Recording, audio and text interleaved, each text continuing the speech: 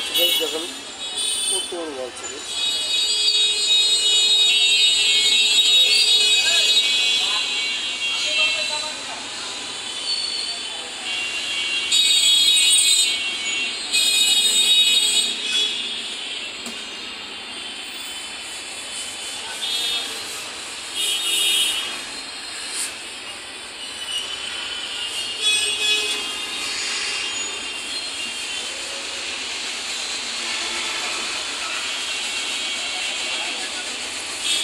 খুবই সুন্দর একটা ডিজাইনের ওয়াল সুকেস, এটা বড় ওয়াল সুকেস।